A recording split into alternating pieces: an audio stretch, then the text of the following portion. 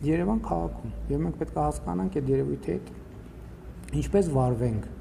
երբ հնարավոր է նաեւ դժվար լուծումների անհրաժեշտություն լինի, բայց մենք պետք է ընտրություն կատարենք կամ յոլա ենք գնում, իհարկե գիտեք ինչ, խնդիրը տեխնիկական կարգավորումների եւ լավարկումների տեղ միշտ էլ կա, բայց հասկանում եք, մեքենաների թիվը նախ ահռելի է եւ երկրորդն է խնդիրն է չի, ինքան ամեն օրվա հետ շատանում է, Մենք մյուս կողմից որոշումներ ենք կայացնում էլեկտրոմոբիլների քվոտաներ ենք սահմանում, արտոնություններ ենք սահմանում, այդ մեքենաների թիվը ավելի է մեծանում։ Եվ պետք է հասկանանք, բան չի, Երևանի կարողությունները փողոցների անսահմանափակ չեն։ Եվ սա իհարկե եւ կարճաժամկետ լուծումները պետք է գտնվեն, երկարաժամկետում էլ պետք է հասկանանք ինչ անենք։ Ինչպես եմ գնահատում Ռուսաստանի Դաշնության ակտիվությունը երկաթուղու հետ կապված, ես ողջունում եմ Ռուսաստանի Դաշնության ակտիվությունը երկաթուղու հետ կապված եւ ուզում եմ բոլորիս հիշեցնել,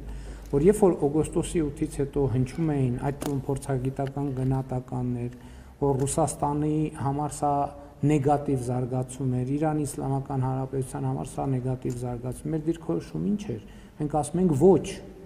այս որոշումը նպաստելու է այդ թվում Հայաստան-Ռուսաստան հարաբերությունների զարգացմանը եւ խորացմանը։ Եվ ձեր ասածը ընդհանրապես տեսեք 3 ամիս հետո մենք արդեն ունենք կոնկրետ զարգացումներ, 130 վագոն,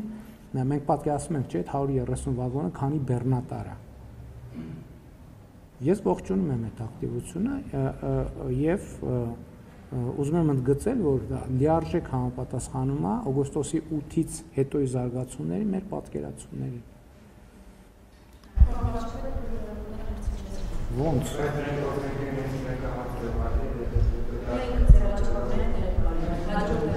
Դենց որ հաջորդ անգամ էլ ոչ մեկ չի գա, բոլորը իրենց հարցերը կուղարկեն։ Շնորհակալություն, բայց էլի ուզում եմ արձանագրեմ, որ փաստորեն բան չկա, այտենց հրատապ կոռուպցիոն սկանդալներ կամ չգիտեմ ինչ չկար, որի մասին։